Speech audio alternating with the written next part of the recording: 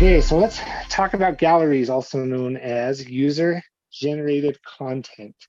With our galleries within the audience dashboard, you can generate audio, video, and images. Now, in the three examples that I'm going to show you, I believe that we're just talking image-based galleries, but again, you can accept video, you can display video, you can do that with audio as well. So keep that in mind as we talk about these things.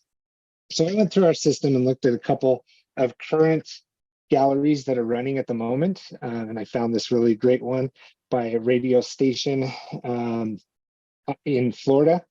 And the contest is called Sunny's Summer of Sunsets. Little tongue twister there. What I like about it is they've tied in some brand recognition with the Sunny and Sunsets theme in the title. They do have a prize associated with this one. It's a Disney Resorts vacation package. So again, being in Florida, that it's probably an easy one for them to do with Disney World. They're close by. Something that I thought that was unique about this gallery is that they're actually accepting hourly voting. Most by default are daily voting or once total, but they're offering hourly voting. So I'm sure it's getting a lot of on-air time, as this is a radio station, reminding people to make their submissions and go vote on their favorite images. And the winner of that with the most votes gets that vacation package. This promo is running for a month long. It's creating some on-air elements in that they will be announcing the winner on air. So I'm sure there will be some anticipation for that hour that comes at the end of this month where they announce the winner. And that ties into that last point that there's campaign anticipation around this, especially with the hourly voting. People are jumping in and looking at those votes, or looking to cast their votes. And up here on the screen, I have an example of what the voter form looks like. It looks like it's quick email address, first name, last name. I want people to vote as quick as possible. And then there's one-click voting via Facebook as well. So again, that's Sunny's Summer of Sunsets. If that's one that you want to check out, throw that in your Google search bar or DuckDuckGo, whichever one you use, and you can check that out live on their site. Okay, now this one is of personal interest. Again, if you're seasoned around here with the tips and tricks, you've probably seen me talk about this one before, but I'm a firm believer if you're not using it, then you might not know the best way to talk about it. So here I am using our own product on a little side thing that I do with my local community I call it This is Ogden. That's the town that I live in, just north of Salt Lake City. And it's all based around featuring images and content around the city in which I live. I think it's a beautiful town. If you've never heard of Ogden, throw that one in your Google search and take a look at that as well. But I run This is Ogden, and every year I've done a calendar contest where individuals will upload photos that they think are worthy to be featured in the calendar. And similar to the Sunny Sunsets, the winners are chosen via vote. Something that I did a little differently on mine is I did it for 2 months, and the first month is a submission period, then the submissions close, and then it is the voting period after that. So that creates a lot of opportunities for me to talk about This is Ogden and promote it that way. But what's cool about it is it then creates a tangible product based on the user-generated content. And there's disclaimers, of course, that we'll look at on how to use imagery and people consenting to that as they make their submissions. If you've just been running sweepstakes, a week-long sweepstakes, maybe 2 weeks is nothing out of the normal. But with galleries, with UGC, you can run these for a long period of time. We'll actually see an example of that coming up here shortly. I didn't do it last year. Life things came up and I just didn't get around to creating the contest and then making the calendar. And I, on several occasions, had people ask where the calendar was, what Why didn't I run it? And so it's now become a theme each year. It's, again, this is just a little hobby of mine, but it's grown into something a little bit bigger than what I anticipated. And so that kind of goes back to the brand recognition, and it makes a great gift for the holidays. Whoops. Okay, here we are. On to the next one. This is another one that I looked up. This one is running a little bit uniquely as well. Hopefully you can see the trend of 3 different ways to run a gallery style campaign. And that's why I like this application, is because of the versatility of it. But with that comes a lot of features that I'll point out here in just a second. But with that, this one is Chrissy Elliott's Sunday Best, little play on people dressing up to go to church, but this is a rock station. And as you can see, it is not church themed. We're talking about AC/DC, Back in Black. It looks like Chris Elliott's show is on Sundays, calls it Sunday Best. And he lets the audience vote on the programming or the songs that he runs during his 2 hours of play.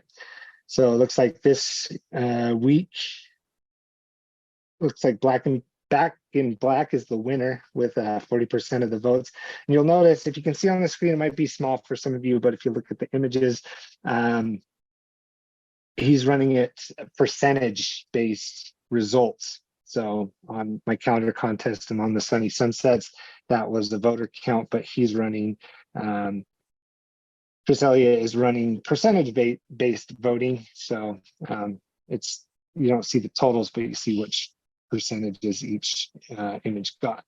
Doesn't look like there's necessarily a prize. I was kind of digging through the site to see what might be the prize. Maybe there's a shout out or something along those lines. But this is something that the station is using just to draw engagement without any sort of pressure of it being sponsored or anything like that, but keeping the fans involved. And this one is running for the entire year.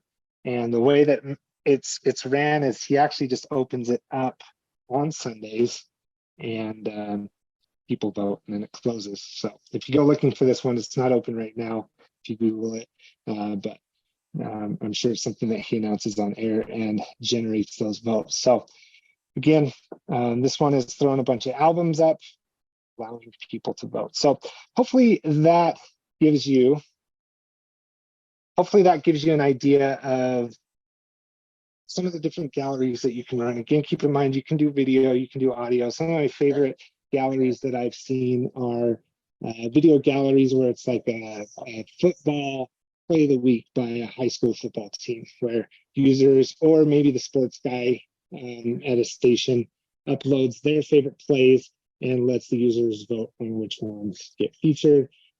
Same with songs. I've seen Battle of the Bands. I've seen favorite restaurants. There's a lot of good stuff you can do with galleries. But let's dive in. Let's take a look at what a gallery looks like.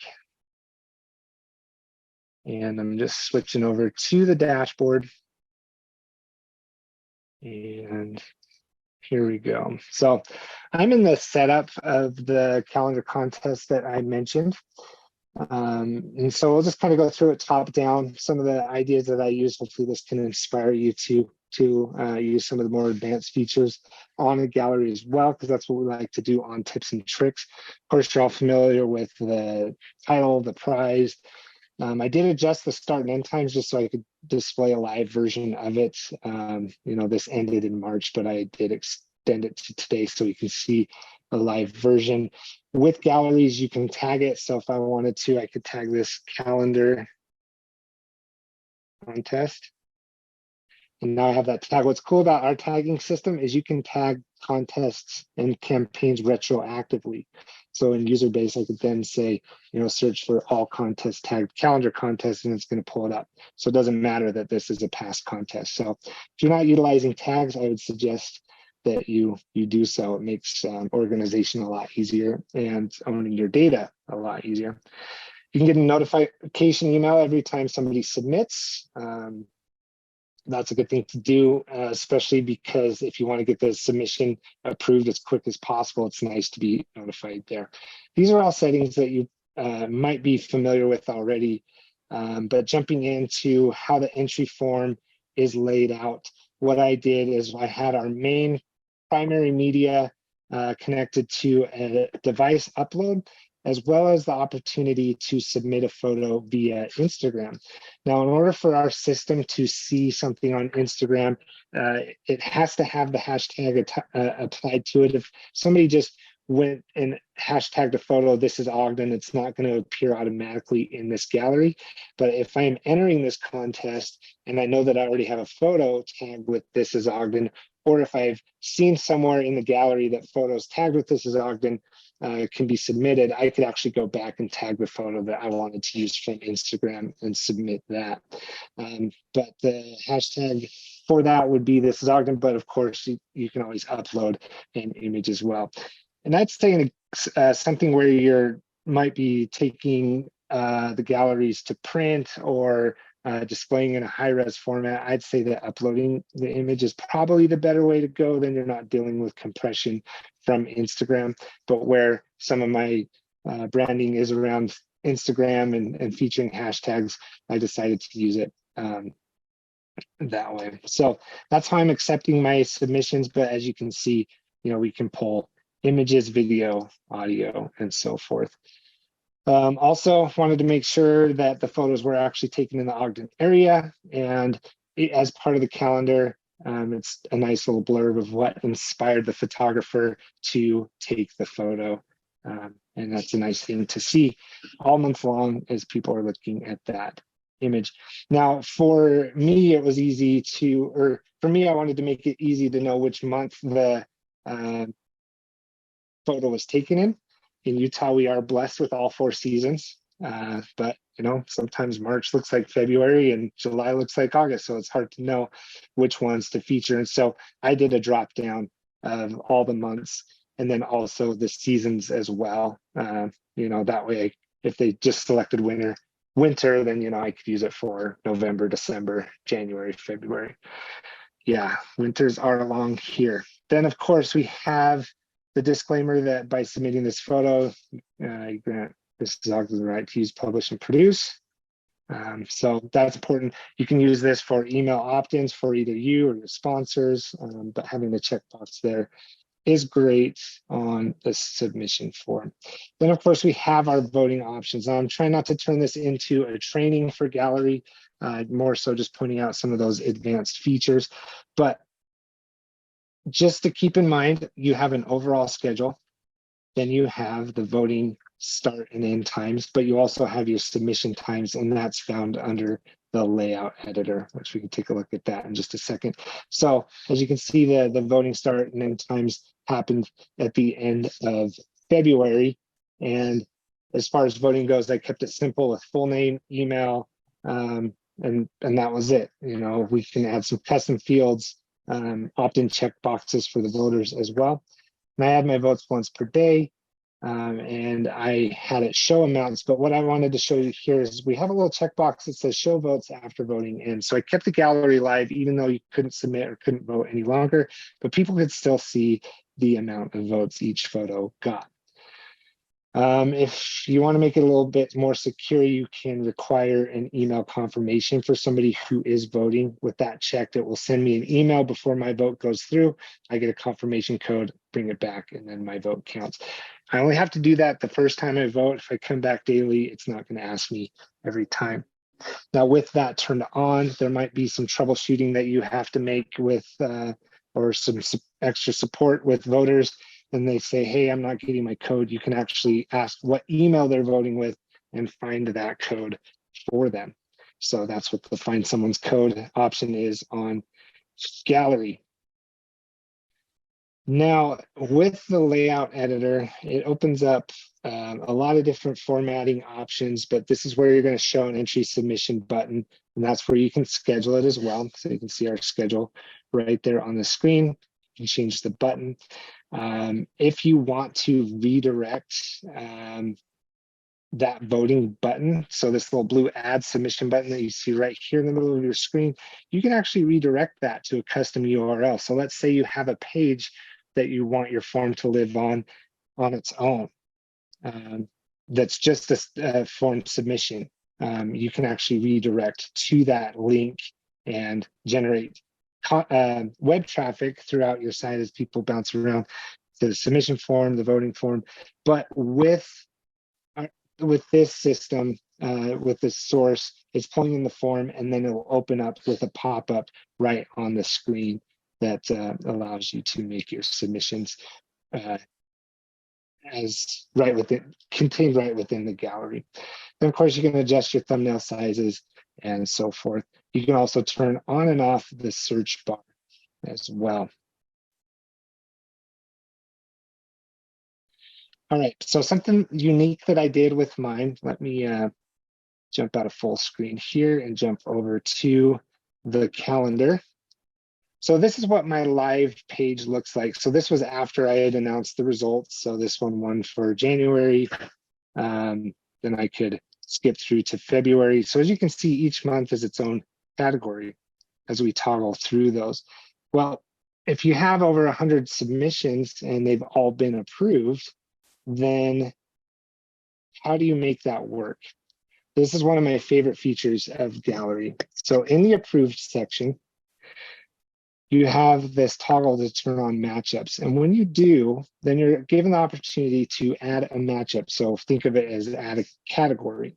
So I had the cover photo category, I have January, February, March. Now during the voting process, I could add an image. So if I wanted to, I could select matchup, January, and now that adds the image to the January category. But if it's not in the January category, it's actually not going to show at all. And so you can have thousands of approved images up here at the top, but until they get added to the month category, they're not going to show up on the gallery. So that's how matchups work. It's exactly how it's named. You can create some head-to-heads if you want to. And it also, rather than having the galleries just all on, paginated all in one spot, you can categorize how your images appear. Use your mind's eye here for a second, but one of my favorite galleries I've ever seen run was a junior reporter contest where a local radio station reached out to all the schools across their area and said, read this newscast or whatever, whatever the criteria was for the video. But the kids could upload their headshot and upload their video of them reading news. Now, it's not really fair to put someone in kindergarten against somebody who's a senior in high school as far as the type of news and the quality of news that's getting read, but the way that they did it is they had a K through 6 category, then they had a junior high category, and then a high school category.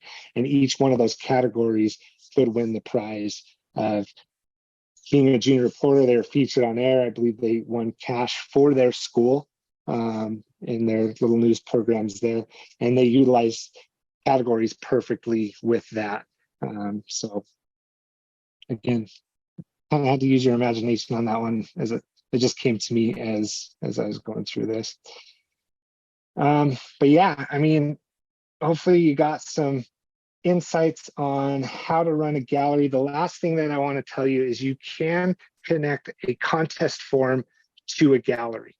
Now we have the form native within the gallery application, but if you want to ask for image submissions on, say, a contest, and you don't necessarily want to create a gallery, but you want to view the images on the back end, you could actually connect that contest form to a gallery application and have a nice, easy way in the submissions to view what people are submitting. There might be several reasons why you go that route. We do see that from time to time, but as you can see, if these came through a sweepstakes, I could easily view the images. If you don't connect it to a gallery and are accepting media, then all the images are available in a CSV file, but that's about it. So